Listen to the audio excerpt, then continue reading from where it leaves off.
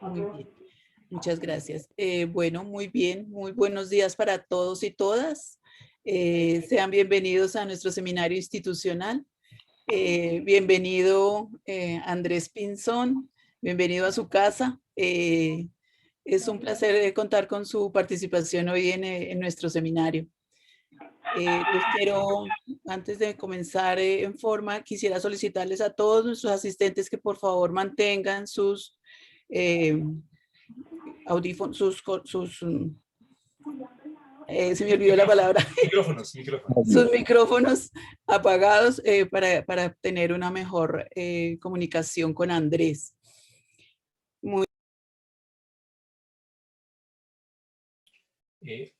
Creo que, Ivonne, apagaste también el de la profesora Nubia, creo. Si alguien apagó, cerró los micrófonos. Nubia, no te escuchamos, estás silenciada.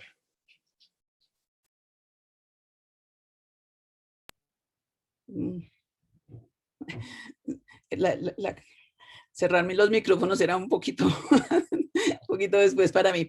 Disculpen. Muy bien, entonces vamos a dar inicio dándole... ¿Otra vez estoy en silencio? No. No, estamos escuchando. Vamos a dar el inicio a nuestra conferencia del día de hoy. Como les decía, estamos muy contentos de tener la participación de Andrés Pinzón, que hoy día es profesor del Instituto de Genética.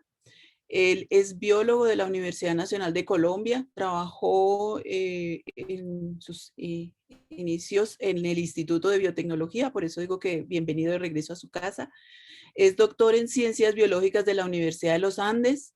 Ha sido profesor de otras universidades como la Universidad Javeriana, la Universidad Jorge Tadeo Lozano, la Universidad Simón Bolívar de Barranquilla, la Universidad de los Andes y el Politécnico Gran Colombiano. Y entre los años 2009 y 2011, el profesor Pinzón fue miembro fundador y director científico de GRIA Bioinformatics, la primera empresa latinoamericana en ofrecer servicios de análisis de datos para ciencias de la vida. Posteriormente, entre los años 2011 y 2013, fue director científico del Centro de Bioinformática y Biología Computacional del Grupo de Colombia BIOS. Su trabajo académico y de investigación ha estado enfocado en el desarrollo de software, bioinformática, genómica comparativa y biología de sistemas. Su investigación actual se centra en el desarrollo y aplicación de métodos a nivel de biología de sistemas computacional para el estudio de la salud y la enfermedad.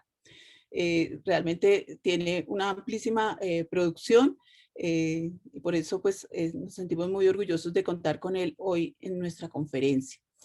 Él nos va a presentar la conferencia titulada Medicina de Sistemas, aplicaciones de la biología de sistemas para el estudio de la enfermedad y la salud. Bienvenido, Andrés. Muchas gracias.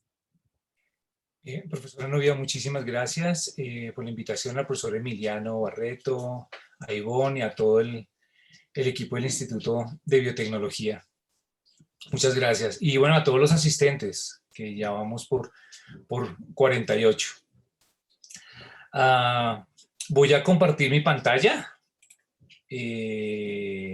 A ver, compartir pantalla. No soy muy diestro con Zoom, pero creo que ya Ivonne me hizo una muy buena introducción al respecto.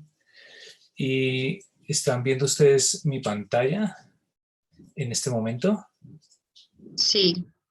Están viendo la presentación, pero ahora estoy muy confundido, no sé qué estamos viendo. Sí, ahí está. Ok, gracias.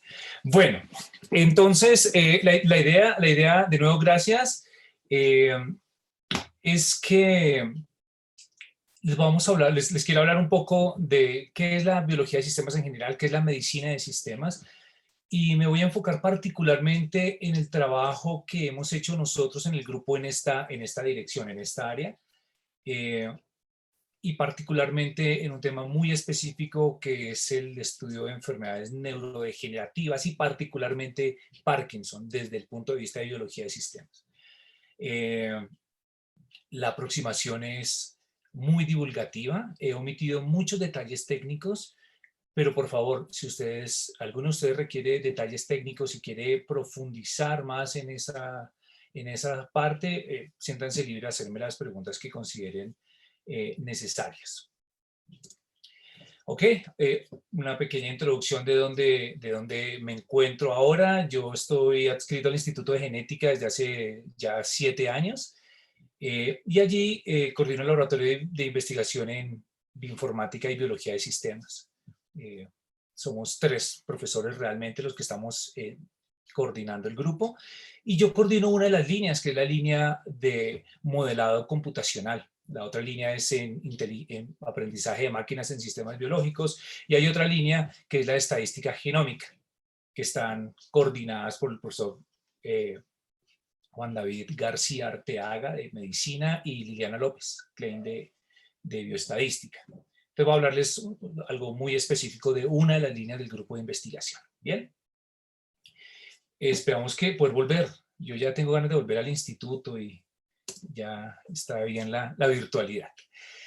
Entonces, comencemos por acá. Entonces, ¿qué es la biología de sistemas?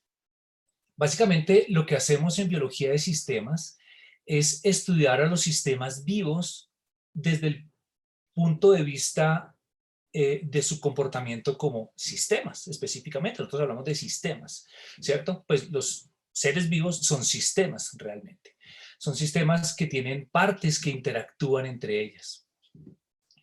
Y la idea de la biología de sistemas es precisamente esa, es integrar al sistema vivo como tal y tratar de entender su comportamiento y lo que los biólogos llamamos fenotipos, es decir, lo que vemos, ¿sí?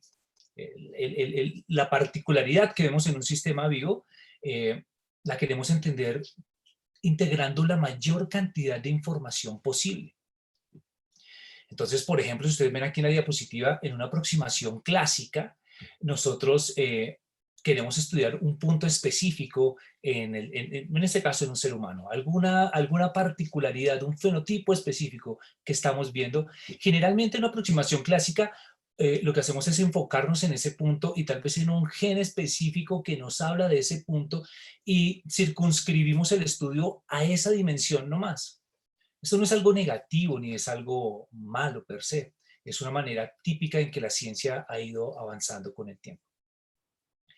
Sin embargo, gracias a los adelantos computacionales, a las técnicas nuevas que existen, a la versatilidad, pues todos hemos presenciado en esta pandemia la versatilidad y los avances tecnológicos, ¿no? Estamos sorprendidos por tener una vacuna en tan poco tiempo, que es desde los años 50, o sea, pero tenemos una vacuna en un año con una tecnología nueva de mRNA y bueno, todo esto es gracias a los avances que tenemos en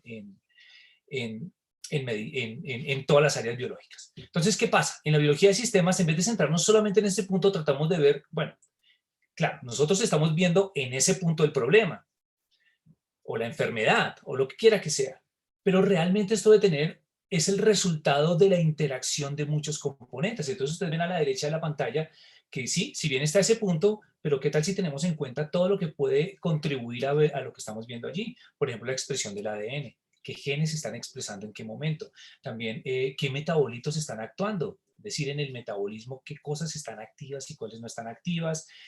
Si este individuo, paciente o este célula tiene variaciones genéticas que nos podrían también contribuir a ese conocimiento.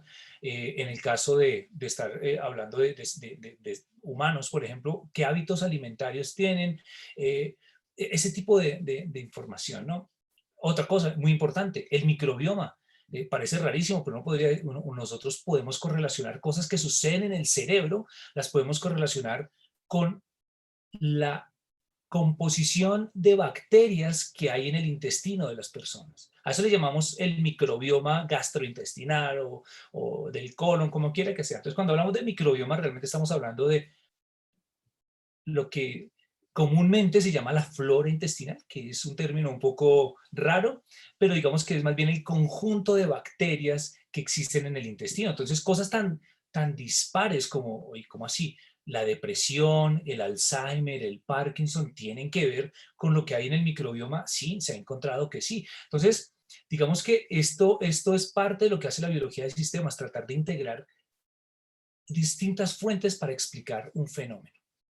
Bien, ahora, estudiar las cosas de esta manera, pues llevan a nuevas maneras de aproximarnos al problema. Resulta que cuando empezamos a integrar tantas cosas, pues se empieza a volver una cosa muy compleja, una red compleja de partes para analizar. Y entonces, generalmente, en esta área, la biología de sistemas computacional, lo que empezamos a hacer es a entender a los sistemas vivos como redes de interacción. Y este es un ejemplo típico sacado de un estudio en autismo, no es de nosotros, es de otros investigadores, en el que uno ve cómo se integran distintas cosas, RNA, splicing de RNA, metabolismo de RNA, factores epigenéticos del DNA, organización de la cromatina, bueno, una serie de características biológicas, moleculares, que se integran para tratar de entender, en este caso, por ejemplo, el autismo. ¿Por qué sucede el autismo? ¿Qué es lo que hay detrás del autismo molecularmente hablando?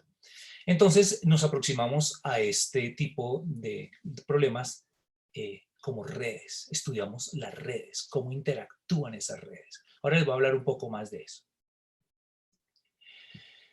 ¿Por qué es importante esta aproximación? Porque finalmente, pues, principalmente porque los sistemas vivos son sistemas, ¿sí? Y si queremos entenderlos en su complejidad, debemos acercarnos a esa complejidad. Y algo que es muy importante es que cuando nosotros tenemos sistemas entendidos como componentes que interactúan entre ellos,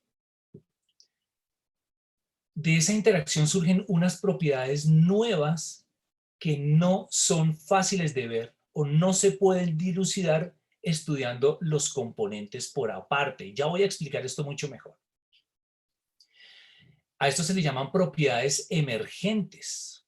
Es decir, cuando nosotros tenemos un sistema y los componentes del sistema interactúan entre ellos, surgen nuevas propiedades que no son propiedades de los componentes, son propiedades de la interacción, es algo muy bonito, ¿sí? Entonces, ¿qué pasa? Si nosotros no estudiamos la interacción, pues no vamos a ver esa emergencia, esa propiedad nueva que surge.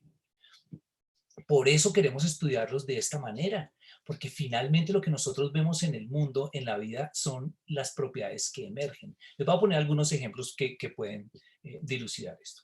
Fíjense ustedes en el agua, por ejemplo. El agua, es decir, bueno, en cualquiera de sus estados, pero pensemos en el agua en su estado líquido y normal, es una propiedad que emerge de la interacción entre, ¿qué? Entre el hidrógeno y el oxígeno. ¿Sí? Recordemos que toda el agua que conocemos, está compuesta por 2 átomos de hidrógeno y un átomo de oxígeno.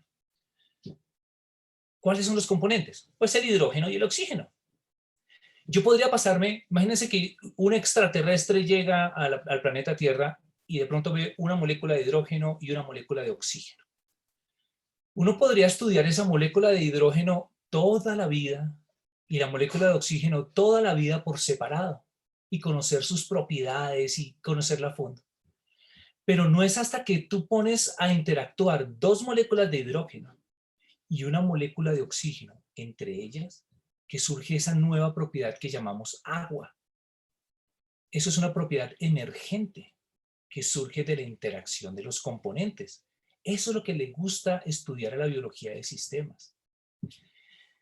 Otro ejemplo, la sal común, la sal que usamos para sazonar las cosas. Bueno, quienes no sufrimos de hipertensión. Es otra propiedad que emerge, es una propiedad que emerge ¿de qué? De la interacción entre el cloro y el sodio. Y de esa manera, esos 2 componentes por separado interactúan y nos dan esto que conocemos como la sal.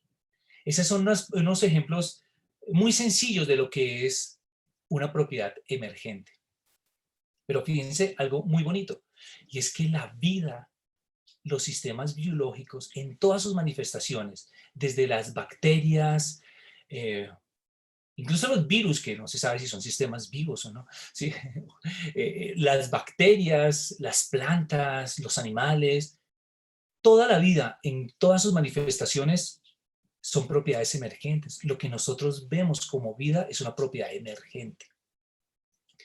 ¿De dónde emerge? Pues de la interacción de múltiples componentes, carbono, hidrógeno, oxígeno, bueno, todos los componentes típicos de los sistemas vivos. Entonces, si la vida y todos los elementos son propiedades que emergen de la interacción entre los componentes, nosotros también podemos pensar que la salud y la enfermedad son una propiedad emergente. Entonces, cuando nosotros vemos a un paciente sano o enfermo, finalmente esa salud y esa enfermedad que nosotros la vemos manifestada como salud, enfermedad, etcétera, finalmente debe venir es el producto de la interacción de algo que está funcionando o muy bien o muy mal, o está funcionando de alguna manera que distinta, digamos. No me gustaría ponerle el adjetivo el calificativo de malo o bueno a algo, ¿no? Porque finalmente para la vida la enfermedad no es algo malo, es una consecuencia de una serie de contextos, digámoslo. No es algo en per se malo.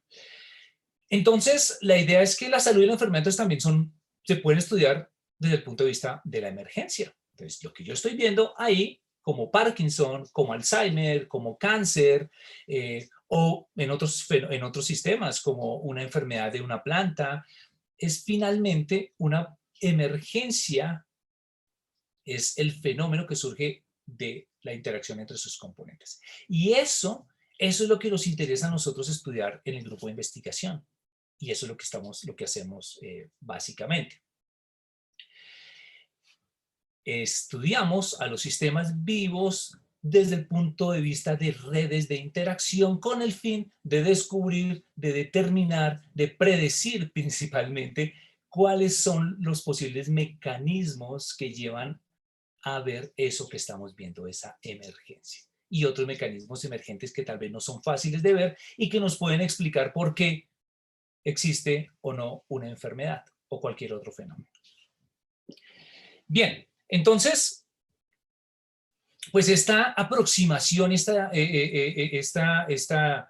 visión nos ha llevado a estudiar distintos sistemas biológicos. Realmente, claro, tenemos un foco importante por el contexto también del Instituto de del Instituto de Genética, en el cual hay una fuerte investigación en neurodegeneración. Entonces nos hemos enfocado mucho en esa parte, pero estudiamos otros fenómenos también. Claro, en esta charla me voy a enfocar en la parte de medicina de sistemas. ¿Qué estudiamos? Pues básicamente aquí brevemente hemos estudiado capacidades metabólicas de Geobacter para producir corriente eléctrica a partir de bacterias. Eso es un tema muy bonito. También nos ha interesado estudiar cómo las bacterias pueden producir, digamos, energía utilizable a partir del procesamiento de xilitol, todo desde el punto de vista de biología de sistemas. Obviamente hemos estudiado también cuáles son los efectos de una mutación muy, muy particular que existe, que se encontró, esto fue un trabajo de la profesora Clara, en el Instituto de Genética, que encontraron una mutación muy específica en un tipo de cáncer severo en una familia colombiana que no se había reportado nunca en el mundo, y estudiamos cuáles podrían ser los efectos de esa mutación en todo el organismo que llevara a producir ese cáncer. Es una mutación en la fumarato hidratasa. Hemos estudiado otras cosas como análogos de nicotina en la enfermedad de Parkinson. Hemos estudiado también de qué manera se sucede una enfermedad conocida como el tizón tardío, la gota, en papa, en su interacción con un patógeno muy bonito que se llama Phytophthora infestans. Es un omicete y es muy, muy bonito. Y hemos estudiado eso. Aquí hay dos ejemplos con Pedro Wagner y Kelly Botero, estudiamos esto. Hemos desarrollado también software, tanto software como estrategias computacionales para estudiar la interacción entre redes. Y bueno, estos son algunos de los proyectos que hemos trabajado, algunos en curso, algunos ya terminados y demás. Pero como les decía, particularmente nos hemos interesado por la neurodegeneración. ¿Por qué? Pues por el contexto que tenemos en el Instituto de Genética y también pues por los intereses de investigación del grupo. ¿Qué cosas hemos estudiado de manera global? Pues bueno, por ejemplo, hemos estudiado los mecanismos de neuroprotección mediados por cafeína. Ya les voy a hablar de esto un poco más adelante. También hemos estudiado de qué manera se puede estar dando la inflamación y la protección frente a esa inflamación por tibolona en modelos computacionales de astrocito y neurona, donde hacemos una inducción, una inflamación por ácidos grasos y después las protegemos con tibolona y vemos qué podría estar sucediendo. Bueno, bueno, el que se acaba de comentar del método computacional para el análisis de coexpresión, y uno al que me voy a enfocar mucho más en esta charla, que vamos a dedicarle casi el 50% de la charla, y es el del modelado computacional de la relación que existe entre la microbiota intestinal, que les hablé ahora, las bacterias del intestino, y Parkinson, que es un tema fascinante. Se han encontrado otras relaciones entre la microbiota intestinal, pero vamos a hablar aquí de Parkinson. Entonces, ¿qué pasa? Pues todo esto lo hacemos desde la aproximación de reconstrucción y análisis de redes biológicas. Entonces, ¿qué tipo de redes estudiamos? Bueno, distintos tipos de redes. Por ejemplo, estudiamos redes de asociación proteínas, las proteínas, cómo se asocian entre ellas, cómo interactúan entre ellas.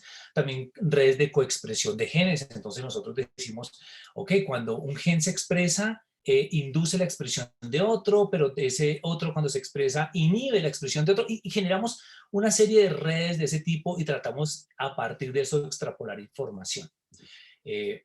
Pero particularmente una de las aproximaciones que más usamos es el de la reconstrucción de redes de metabolismo. ¿Qué significa esto? Significa que nosotros tomamos el metabolismo de un organismo, puede ser el metabolismo humano, general, puede ser el metabolismo de una planta o puede ser algo muy específico, el metabolismo de una hoja, de una célula de hoja de papa, por ejemplo, o el metabolismo específico de una neurona dopaminérgica en un paciente con Parkinson, o el metabolismo específico de una célula, de un astrocito o cualquier otra célula glial en un paciente con Alzheimer. O sea, ese metabolismo, eso que está sucediendo dentro de una célula, nosotros lo que hacemos es representarlo computacionalmente. ¿Por qué? Pues porque es muy difícil. Imagínense ustedes en esta gráfica que tienen aquí, no sé, se estima más o menos una célula típica humana tiene alrededor de 8.000 reacciones metabólicas sucediendo al tiempo. Y nosotros queremos entender cómo, frente a una enfermedad, esas 8.000 reacciones actúan. ¿Qué sucede en esas reacciones que constituyen el metabolismo de un organismo? Ahora, ¿por qué es importante estudiar el metabolismo? Pues recuerden ustedes que el metabolismo es el mecanismo maestro mediante el cual los sistemas vivos existen. Es el metabolismo el que le permite a los seres vivos producir energía a partir de consumir cosas, carbohidratos, grasas, otro tipo de cosas. Producir energía y además de eso, producir los componentes celulares que necesita para vivir. Entonces el metabolismo es quien orquesta la vida, básicamente, podríamos decirlo de esa manera. Hay otras cosas de señalización y demás, pero el metabolismo es ese mecanismo central. Entonces entender ese metabolismo en la salud y en la enfermedad es pivotal, es muy importante. Lo que pasa es que estudiarlo en una célula, estudiar 8.000 reacciones en una célula es casi imposible, por lo menos con los métodos que tenemos actualmente. Entonces, ¿qué hacemos? Pues como no podemos hacerlo en la célula directamente, pues creamos modelos del metabolismo de esa célula. Y esos modelos los estudiamos en el computador, lo cual nos facilita el trabajo muchísimo, pero nos permite más o menos entender qué podría estar sucediendo dentro de la célula. ¿Cómo hacemos eso? Pues brevemente lo que nosotros hacemos es que tomamos esas reacciones químicas que están en la célula, las inferimos mediante unos métodos y representamos esas reacciones químicas mediante matrices. Claro, esto ya se pone un poco denso, yo voy a quitarle ese rollazo denso, pero básicamente creamos una matriz con la cual representamos todas las reacciones. Este es un ejemplo muy sencillo. Yo quiero que miren ustedes, por ejemplo, esta en la figura a la izquierda donde dice B1. En B1 nosotros vemos que sucede algo, y es que un compuesto que se llama S3, no importa cualquiera, se convierte en S4. Eso es lo que está pasando en el metabolismo. Nosotros lo que hacemos es tomar esa reacción que convierte a S3 en S4 y la representamos en la matriz. ¿Cómo? Fíjense a la derecha en la columna primera columna que dice B1. Y ahí vemos que S3 tiene un -1. Ese -1 significa que se está consumiendo una unidad de ese S3 y se está produciendo una de S4, por eso tienes un S4 en positivo. Es decir, nos estamos consumiendo un 1 de S3 y estamos produciendo 1 de S4. Y obviamente S1 y S2 están en 0 porque es que S1 y S2 no participan en esa reacción. Entonces, de esa manera hemos representado un poco esa reacción en una matriz, en una columna, en un vector, para ser más estrictos. Y de esa manera podemos representar 7.000, 8.000, 5.000, 3.000, 2.000 reacciones. Claro, esto tiene una serie de contingencias y cosas que vamos a soslayar. Pero finalmente nosotros terminamos con matrices que lucen de este tipo. Este es un pedacito, pero son matrices de 7.000 columnas por 6.800 filas o cosas así. Claro, no están hechas para que nosotros las veamos los humanos. Esto se lo damos a los computadores para que ellos lo entiendan. Y entonces, una vez tenemos estas matrices por métodos computacionales que vienen de la ingeniería, como la optimización, el balance de flujo, etcétera, podemos estudiar qué sucede en el metabolismo de un organismo. Vamos a saltar esto. Bien, pero básicamente aplicamos métodos para estudiar eso. De nuevo, por computador todo. Entonces, gracias a esto, pues, esta forma de representar los sistemas vivos nos permite entender qué puede estar pasando dentro de un organismo. En esas reacciones, qué es lo que está pasando. Fíjense que eso es muy interesante. ¿Por qué? Porque yo lo que estoy diciendo es que yo tengo todos estos punticos que ustedes ven aquí y todas estas líneas son metabolitos y reacciones respectivamente.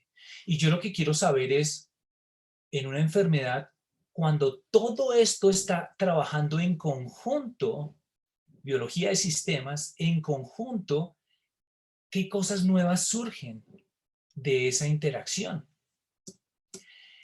Y eso es lo que nos permite hacer esta aproximación, por ejemplo. Entonces, este es un ejemplo pequeño. Imagínense que esta es una parte del proceso de fotorrespiración o que va a fotorrespiración en una planta.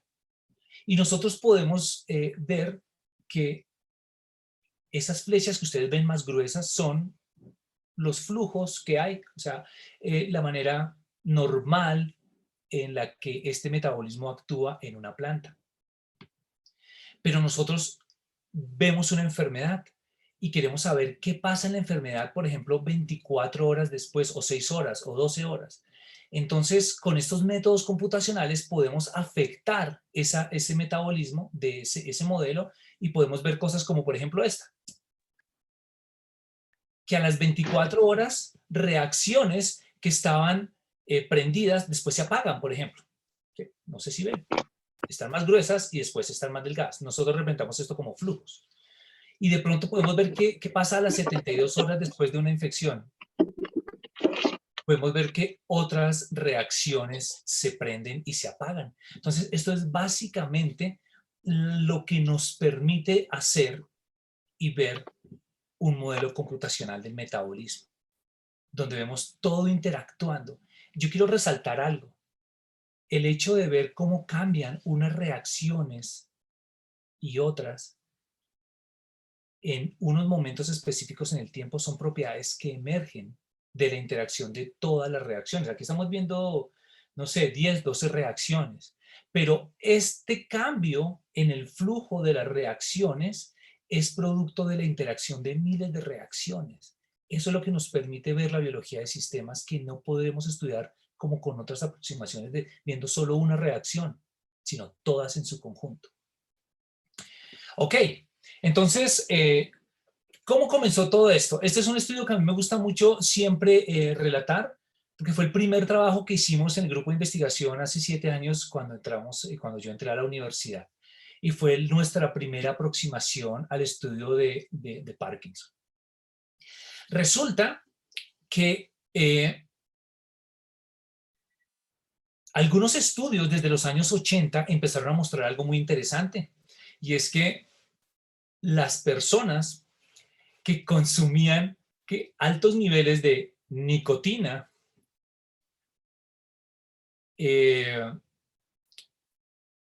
antiinflamatorios no esteroides como el ibuprofeno, y nicotina, cafeína y AINES, los antiinflamatorios, las personas que tenían altos consumos de estos agentes, productos, como quieran llamarlos, tendían a desarrollar menos episodios típicos de la enfermedad de Parkinson o a no desarrollarla del todo. Ahora, esto no significa que ahora vamos a salir de aquí de la charla a fumar y a tomar tinto todos los días y a tomar ibuprofeno. No, no, no, no. Sí, eso no es lo que se sugiere. Pero lo que sí se veía esa relación. Eso se ha visto en los estudios descriptivos desde los años 80. Nosotros en el grupo nos preguntamos qué podría estar pasando ahí a nivel del metabolismo. ¿Por qué esos, particularmente la cafeína, cómo podría estar protegiendo al cerebro de una neurodegeneración? Entonces, en ese momento, una estudiante de maestría de bioinformática, Diana Milena Gaitán, empezó a trabajar en ese proceso. Fue nuestro primer modelo computacional, y nosotros lo que hicimos fue crear un modelo computacional de neuronas dopaminérgicas. Las neuronas dopaminérgicas son el tipo de célula cerebral que más se ve afectada durante la enfermedad de Parkinson. De hecho, cuando una persona empieza a manifestar síntomas de Parkinson, parkinsonianos, se estima que ha perdido ya entre el 50 y el 60% de sus neuronas dopaminérgicas, ¿sí? Cuando empieza a manifestarlos. Entonces, creamos un modelo computacional de esas neuronas. Eso se hace con unas técnicas específicas, con datos de expresión y demás. Lo importante es que en el computador podemos estudiarlo. Entonces, ¿qué hicimos? Creamos ese modelo computacional, y a ese modelo computacional lo alimentamos, lo expusimos ¿a qué? A cafeína, a nicotina y a ibuprofeno, o antiinflamatorios no esteroides. Claro, uno se preguntaba, pero ¿cómo hace uno para tener un modelo en un computador y darle nicotina? ¿Cómo hace uno para tener un modelo en un computador y darle ibuprofeno? Bueno, hay técnicas para eso, ¿sí?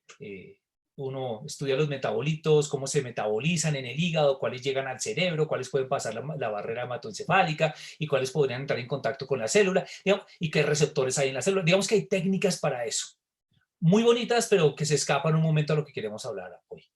Y entonces nosotros hacemos ese estudio y ponemos a la célula a interactuar con todos esos elementos. Esos modelos computacionales nos permiten entonces entender ciertas cosas. Por ejemplo, esta es como una de las gráficas del resultado de esa investigación. Y nos dimos cuenta, gracias a estos modelos computacionales, que parece ser que cuando la célula, perdónme que está pasando un avión, y estoy cerca del aeropuerto, parece ser. Resulta que nosotros encontramos que cuando la célula está en contacto, una neurona dopaminérgica, tiene cierto flujo o está en contacto con metabolitos típicos de la cafeína, que vienen del metabolismo de la cafeína, parece ser que la tirosina, un aminoácido muy importante que sirve después digamos, como neurotransmisor, para generar ciertos neurotransmisores, ese flujo de tirosina extracelular se aumenta cuando hay nicotina. Entonces, en presencia de nicotina pareciera que la tirosina tiene mayor entrada, y la tirosina, por un proceso bioquímico típico, se termina convirtiendo en dopamina, metabolizando en dopamina, ¿sí? Y entonces, digamos que este tipo de modelo nos permitió generar la hipótesis de que es a través de ese mecanismo que la cafeína puede estar confiriendo una neuroprotección frente a enfermedad de Parkinson, aumentando ese flujo de tirosina y de allí la mayor producción de dopamina. Ese es como uno de los primeros trabajos que hicimos. Claro, hay muchas otras conclusiones y demás. Hemos hecho otras aproximaciones, como por ejemplo este trabajo de Juan David Henao, en el que nos interesaba conocer. Nosotros decimos, bueno, hay muchas enfermedades neurodegenerativas, varias, ¿no? Entonces, la esclerosis múltiple, tenemos la enfermedad de Parkinson, tenemos enfermedad de Alzheimer. Y nuestra hipótesis era que, a pesar de que son enfermedades que se han determinado y digamos que clínicamente son distintas, nuestra hipótesis es que a nivel molecular deben haber mecanismos similares o mecanismos idénticos entre las distintas enfermedades neurodegenerativas. Es decir, deben haber procesos globales que terminan en neurodegeneración de este tipo o de este tipo o de este tipo. Y nosotros queríamos encontrar ese núcleo común a todas las enfermedades neurodegenerativas. Para eso que hicimos, pues, bueno, uno como profesor dice hicimos, ¿no? Pero realmente es el estudiante el que termina siendo un experto en esa área. Entonces Juan David lo que hizo fue desarrollar un método computacional para poder encontrar esos patrones comunes entre distintas enfermedades o entre distintas redes que representan enfermedades. A esas uniones comunes nosotros los llamamos CCPs, en inglés de Common Connection Patterns, patrones comunes de conectividad o de conexión. Entonces lo que hacíamos era tomar la red de Parkinson, la red de Alzheimer, la red de esclerosis múltiple, otras redes, y superponerlas entre ellas y encontrar patrones comunes. Por ejemplo, ustedes ven aquí en la gráfica, en la parte inferior, discúlpenme que es que mi puntero no está funcionando, entonces no puedo señalar. Esto que están viendo abajo, la última gráfica a la derecha abajo, eso que están viendo allí, si se fijan, tiene la indicación de PD, HLA, etc. Lo que nos está hablando básicamente son de cómo están las enfermedades unidas entre ellas, y las gráficas de arriba nos muestran los patrones comunes de conexión entre dos enfermedades distintas, ¿no? ¿Sí? Entonces, por ejemplo, la de la derecha es muy interesante porque lo que están viendo ahí es que nosotros encontramos que esos genes que están ahí interactuando entre ellos y de esa manera específica son un patrón común de conexión entre la enfermedad de Alzheimer y la enfermedad de Parkinson. Esto nos permite generar muchas hipótesis y es la base para generar nuevas estrategias o posibles estrategias de control de la enfermedad o de entendimiento de la enfermedad. Pero bien, uno de los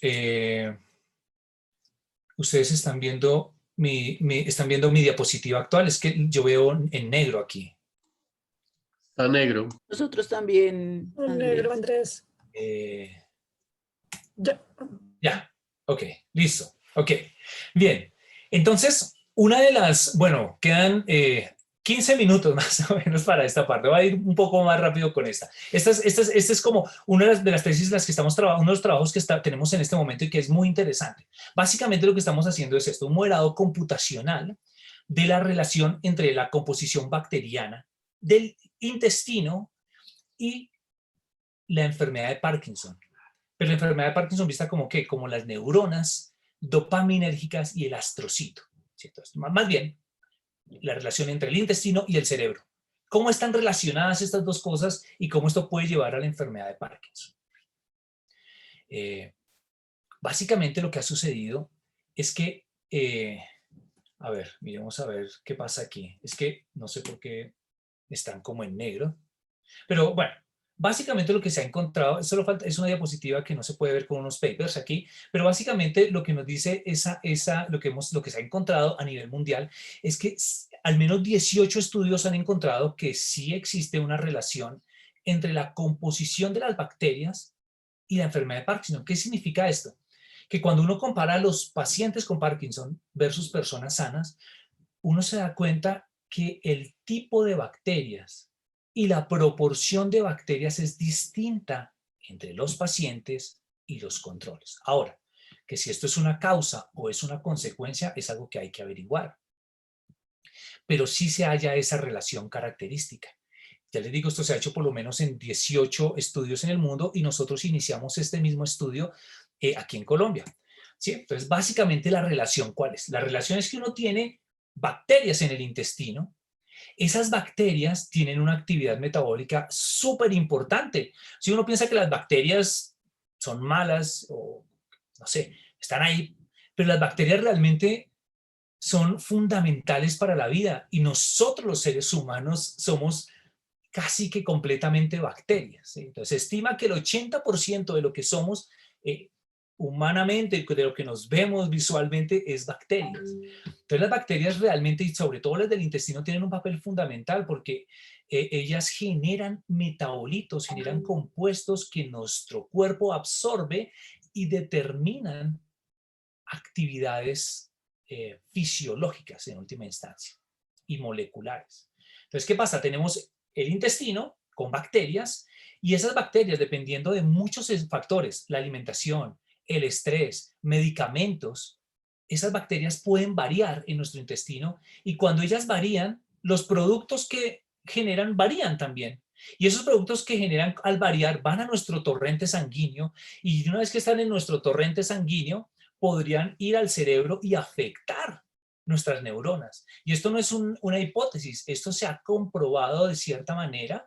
Ahora, exactamente cómo llegan al cerebro, cómo atraviesan, eso es un estudios que hay que afinar muy bien, pero hay hipótesis alrededor de esto, como la hipótesis de Bragg, del nervio vago, bueno, una cantidad de cosas.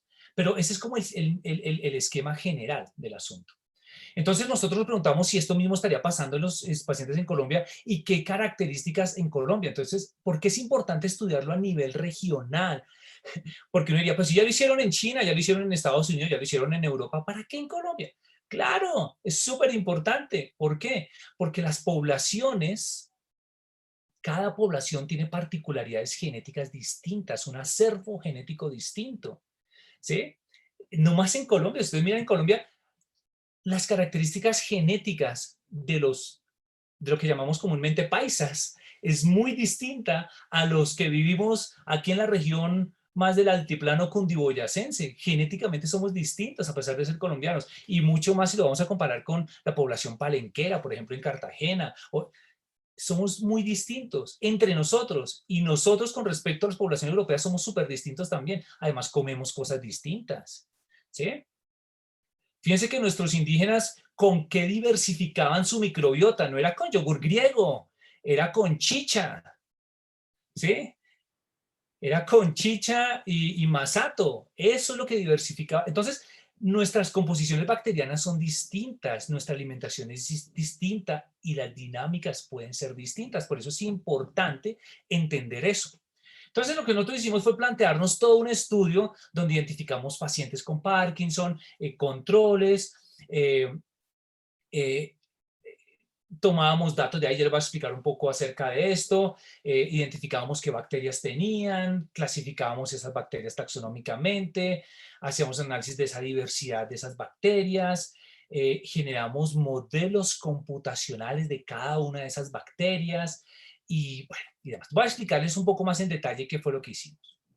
Nosotros tomamos 25 individuos sanos y 25 individuos con Parkinson. Esto tiene unos criterios de inclusión, una cantidad de cosas rigurosísimas, digámoslo así.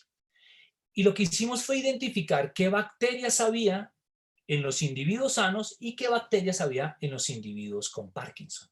¿Cómo se hace esto? Bueno, hay que tomar las muestras de materia fecal, de allí uno extrae el ADN, elige un marcador apropiado, en este caso 16S. Bueno, hay unos procesos para eso. Lo importante del asunto es que podemos identificar qué bacterias hay en los pacientes sanos y qué bacterias hay en los pacientes en los individuos con enfermedad. En este caso, Parkinson. EP es enfermedad de Parkinson. ¿Qué encontramos? No puede ser. No entiendo por qué las diapositivas a veces no se muestran. Vamos a hacer algo. Aquí, ya. Creo que es que se demoran en cargar un poco. Entonces, estamos aquí. ¿Qué bacterias hay, cierto? ¿Qué encontramos? Pues encontramos realmente que hay proporciones distintas de las mismas bacterias en los individuos sanos versus los controles. ¿Sí? Entonces aquí encontramos, por ejemplo, que del mismo grupo bacteriano en los individuos sanos había un 30%, pero en los pacientes había un 25%, con otro grupo bacteriano, otra familia de bacterias había el 55% en sanos y el 50%. Ese tipo de diferencias empezamos a encontrarlas en pacientes colombianos. Entonces, ¿qué hicimos? Una vez nosotros identificamos qué bacterias hay en cada grupo, pues viene lo más interesante. A ver, miremos a ver si nos volvemos aquí. Aquí. Estoy esperando que cargue una diapositiva. Vamos a ver si cuando hago esto se puede ver. Ustedes alcanzan a ver ahí también, ¿cierto? Se ve un poquito más. Voy a Sí, así agrandar. sí se ve. Sí, se Vamos a ve. ver. Está bien. Voy a hacerlo aquí solamente por esta. Entonces, claro, nosotros venimos de esta diapositiva, ¿cierto? Donde vemos esto. Claro, esta es una manera de explicarlo más sencillo. Realmente los datos que vemos después son de este tipo, ¿no? Nosotros tenemos pacientes versus controles, healthy y patients, dice aquí, y para cada uno de los grupos bacterianos vemos qué diferencias hay, si esas diferencias son estadísticamente significativas y demás, pero esto es un rollazo, entonces a mí me gusta más verlo así. Hay diferencias, encontramos diferencias. Bueno, pero una vez encontramos esas diferencias, entonces, ¿qué hacemos?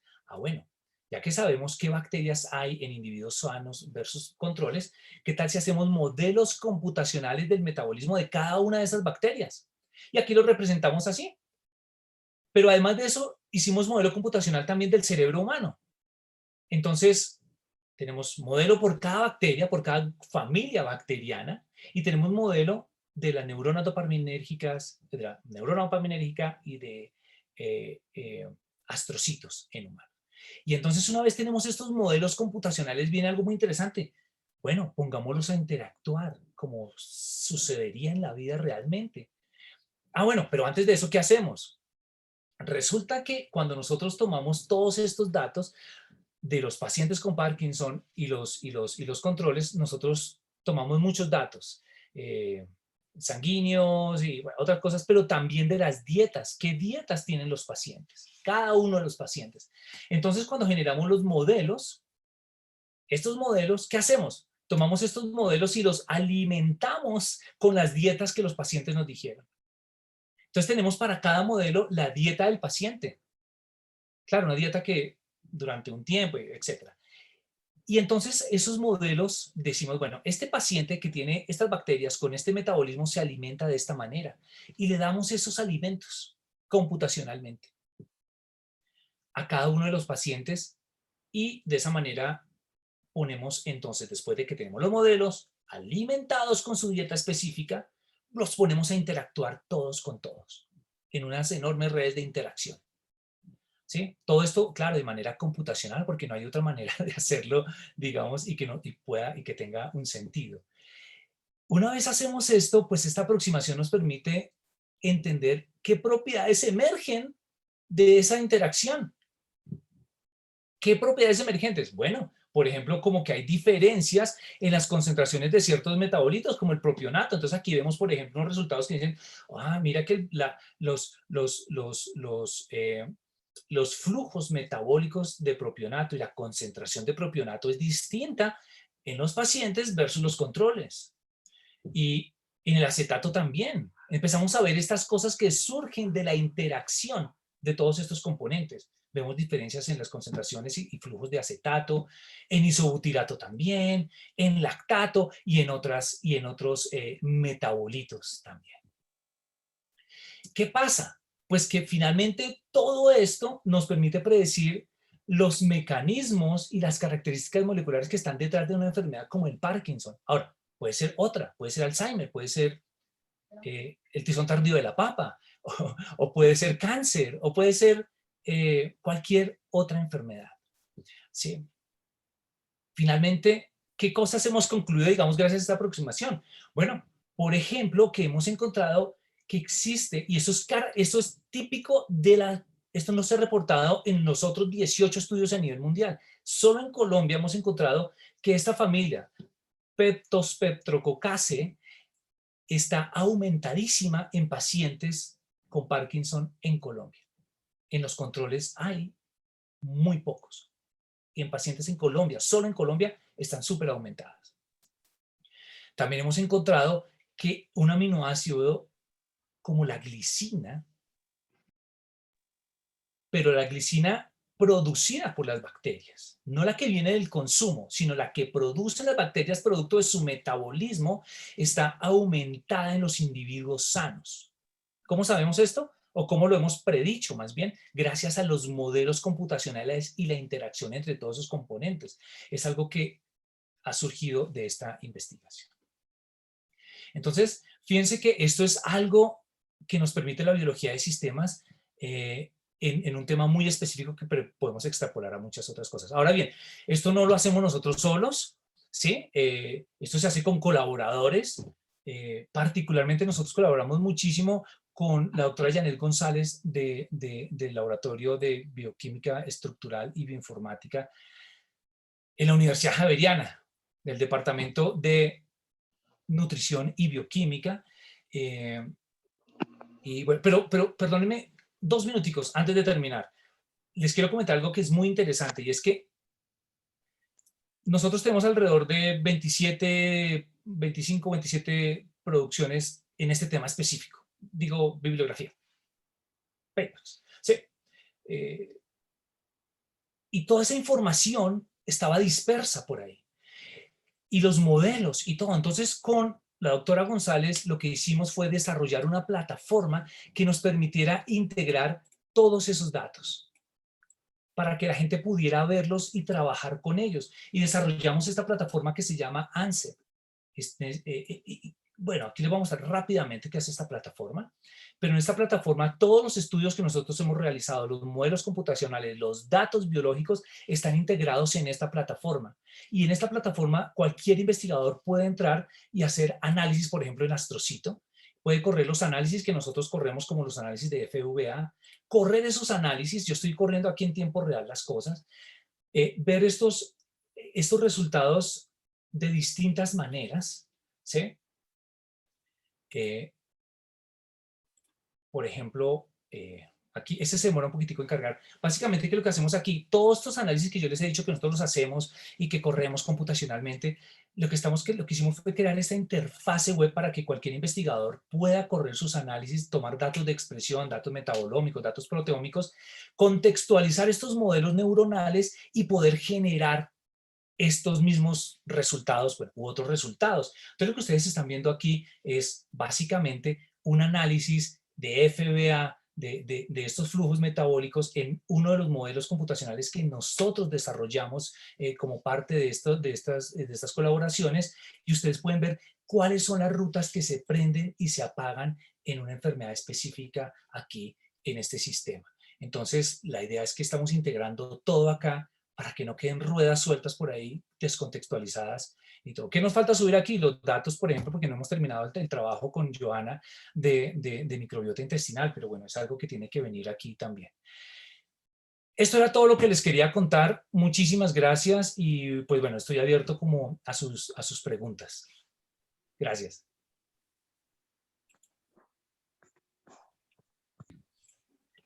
Muchísimas gracias, Andrés. Realmente entiendo que tuvo que haber hecho un esfuerzo muy grande para bajar todo ese conocimiento a esta conferencia para que pudiéramos entender con la complejidad que se trabaja, pero a unos términos muy entendibles para todo el público. Muchas gracias por esto y por su excelente presentación. Les invito a que realicen sus preguntas por acá.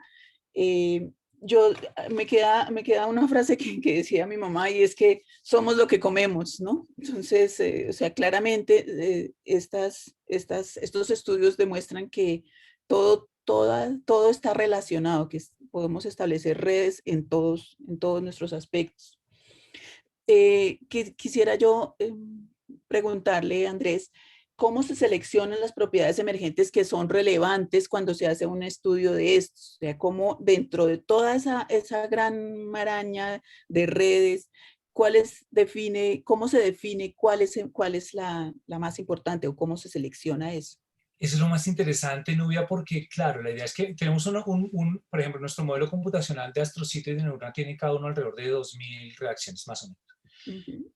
Lo interesante de esta aproximación es que la misma aproximación nos dice algo así, es decir, cuando yo pongo a interactuar estas 2000 reacciones con las entradas que usted me da y demás, él lo que encuentra es que los cambios están alrededor de un grupo de reacciones. Esas reacciones pueden ser 10, 5, 20, pueden ser 200. Generalmente no son tantas, generalmente son 10, 15, 20, 50 reacciones donde se empieza a centrar todo el asunto. Entonces, lo interesante de esto es que esta aproximación acota el espacio de búsqueda de 2000 reacciones por donde arranco a decirme, mire, puede estar por acá. Lo que uno hace realmente en estos procesos es que hay un proceso iterativo de modelo computacional, predicciones y prueba en el laboratorio de las predicciones. Y uno está en ese constante diálogo entre lo que el modelo predice y lo que vamos y probamos en el laboratorio, y hay un refinamiento constante de eso. Eso nos permite irnos acotando e ir buscando qué es realmente lo más importante, ¿sí? Pero entonces generalmente, ¿qué hace uno? Cuando son muchas reacciones, pues uno mira, hay muchas técnicas. De hecho, me acuerdo ahora, no he hablado de muchas cosas. Hay unas tesis hablando de estudiante María Angarita, Nicolás Mendoza, que están trabajando con estos modelos en otros contextos. Por ejemplo, María Angarita está encontrando algo que se llama estudiando la identificación de reacciones controladoras usando teoría de control para eso que tú dices. De todo esto que es relevante. Bueno, pues usemos teoría de control para ver qué cosas son relevantes desde la teoría de control. Entonces, María Angarita, por ejemplo, está trabajando en ese aspecto. Nicolás Mendoza está trabajando en unas nuevas reconstrucciones integrando datos multiómicos. Eh, bueno, hay muchas cosas ahí andando. Mostré algunos de los proyectos solamente. Sí, pero hay métodos para hacerlo. Muy bien, muchas gracias. Daniel Uribe nos comenta que excelente conferencia, Andrés, muchas gracias. ¿Han logrado identificar en el caso del incremento en la petospectroscopia Es en difícil, yo Colombia? lo practiqué hoy harto en la mañana. ¿Se logró identificar un patrón con la dieta? Esa es una excelente pregunta. Es una excelente pregunta y no la hemos resuelto aún porque estamos en ese proceso. Esto es una disculpa, pero la pandemia a todos nos dejó un poco así raros, pero bueno, a nosotros nos dejó sin un tesista particularmente, que estaba encargado de estudiar en otra tesis aparte de maestría, esta que les estoy contando de doctorado, el alcance de las dietas específicamente. Él se retiró y quedamos como ahí un poco así y no hemos podido terminar esa parte. Pero sí, como tal al profesor Uribe, que seguramente sí, y de hecho algo que estamos estudiando es si uno a partir de la cambios en la dieta podemos revertir ese fenotipo típico de composición bacteriana en Parkinson al de los pacientes sanos. Es decir, ¿qué hacemos? Nosotros decimos computacionalmente, esta es la composición bacteriana en los pacientes con Parkinson. ¿Qué pasaría si empezamos a alimentar este modelo computacional enfermo con una dieta sana? Y empezamos a estudiar la evolución de esas bacterias en el tiempo y ver si, en teoría, con esa dieta computacional, la composición bacteriana varía y cómo variaría hasta lograr estabilizarla en una bacteria típica de un paciente sano. Eso es algo que nos interesa muchísimo estudiar y después poder extrapolarlo a estudios in vivo, que es súper difícil, pero bueno, ahí es esa sinergia que nosotros estamos tratando de hacer con las facultades de nutrición en la Javeriana. Particularmente tenemos mucha más conexión que con la nacional. Estamos esperando cómo conectarnos más con la nacional con nutrición para empezar a trabajar desde este punto de vista. Sí. Okay. William P. le envía un saludo y muchas William gracias por la... Parra, un gran amigo, sí. Ah, ilustrísimo, le dice. Eh, Luz Adriana Pedraza también le envía un saludo. Excelente charla. ¿Cualquier organismo podría unirse para hacer estos sistemas informáticos de metabolismo? Sí. Incluso si no hay mucha información. Realmente, al menos necesitamos transcriptos, información de transcriptoma, así sea chiquito, así sea poco. pero al menos eso, si hay genoma completo, súper bien, si hay transcriptoma completo, mucho mejor, pero si hay datos de transcriptoma es lo que requeriríamos para poder inferir qué reacciones bioquímicas hay en ese organismo. Entonces, al menos transcritos. Sí. Ok. Luisa Fernanda Velázquez, muchas gracias, profesor Andrés, por la presentación muy chévere y clara. ¿La plataforma presentada al final de la presentación está solo enfocada en modelos neuronales o se Sí, podría aplicar en otros campos, incluso no humanos? sí. Las dos cosas, es decir, en ese momento está enfocada solamente a neurodegeneración y a todo el background biológico y cuerpo de conocimiento que hemos generado alrededor de neurodegeneración. Ahora, que esa misma aproximación se puede usar para papa, por ejemplo, y claro que se puede usar, Claro. o para cualquier otro organismo, claro. Y de hecho la misma plataforma en su base puede utilizarse para lo mismo. Hay que cambiar algunos parámetros, pero eh, si Luisa se anima a hacer otro doctorado y lo hacemos, podemos hacerlo. Ok. Ángela Beltrán comenta que muchas gracias por esta por esta charla. ¿En estos modelos es posible incluir la influencia del ambiente o la relación ambiente-hospedero? Depende de lo que llames ambiente, pero sí. Mira, yo aquí me voy a poner un poco esotérico. ¿A qué llamamos ambiente? Bueno, uno llama ambiente a la alimentación, es parte del ambiente, Claro. al smog, a los medicamentos. Pero uno también puede llamar ambiente a la condición de estrés de un individuo. Y me voy a poner esotérico, ¿por qué?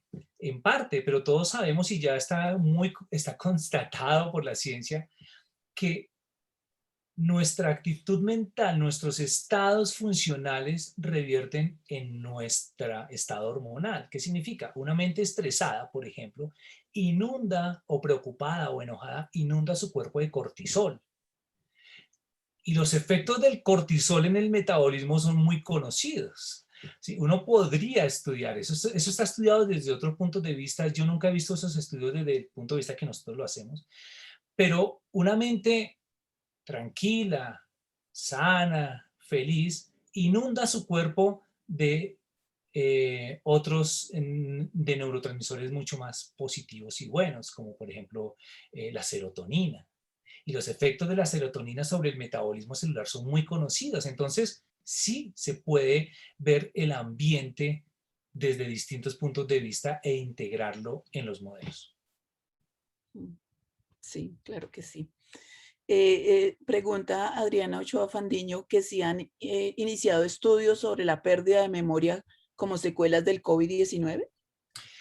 Yo no, pero casualmente el profesor Humberto Arboleda está trabajando en un proyecto específicamente en eso.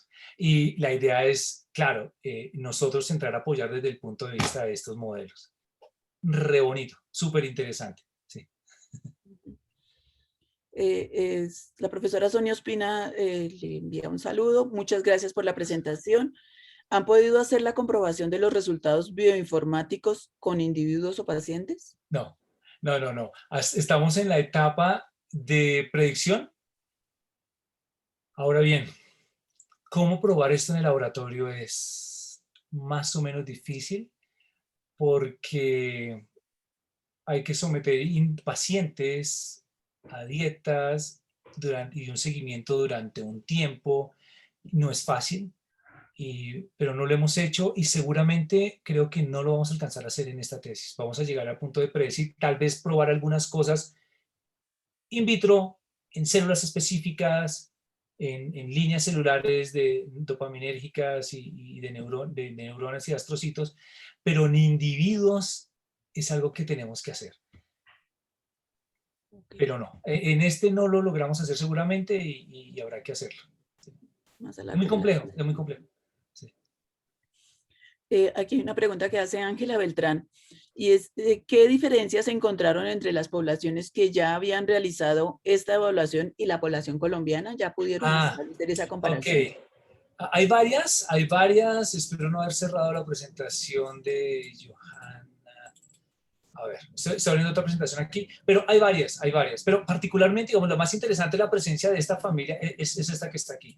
Esto que ustedes están viendo aquí es, a ver si lo puedo agrandar un poco.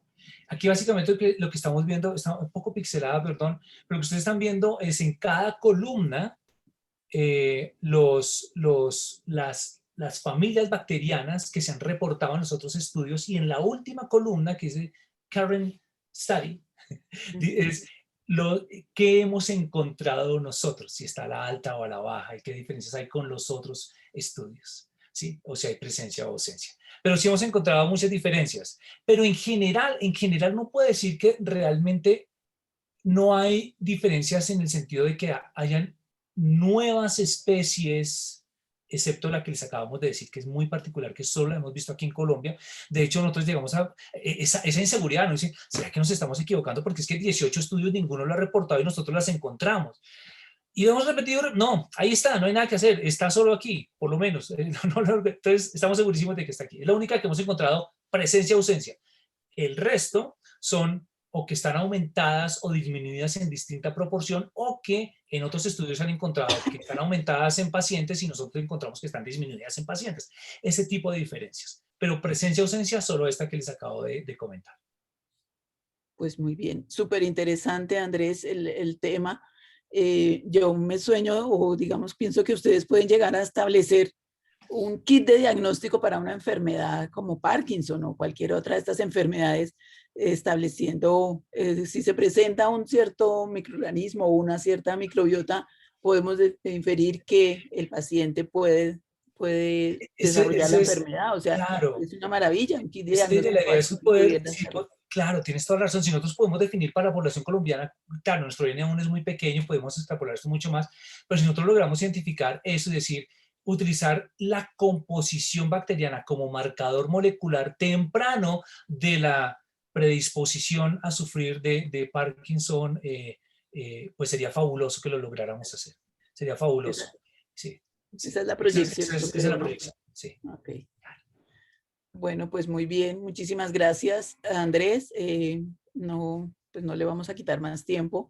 Tengo clase ahora de Sí, bioinformática por para eso. ciencias ómicas a las 9. No, pero los estudiantes saben que puedo llegar un poquito tarde hoy. Está Okay. muy bien. Muchísimas gracias, Andrés. Muchísimas gracias a todos nuestros los asistentes. Ha sido de verdad muy enriquecedora esta charla. Y pues invitarles para de hoy en 8 días, que va a estar la doctora Sonia Monroy de MinCiencias hablándonos sobre la misión de sabios. Entonces están todos muy cordialmente invitados para dentro de 8 días. Y mil gracias a todos por su participación. Gracias. Un abrazo a todos. Que estén muy bien. Gracias, Hasta luego. Andrés. Un abrazo. Chao. Chao. Gracias por la invitación. Muchas gracias. Muchas gracias, profesor Emiliano, por la invitación a Andrés. Muy interesante la charla.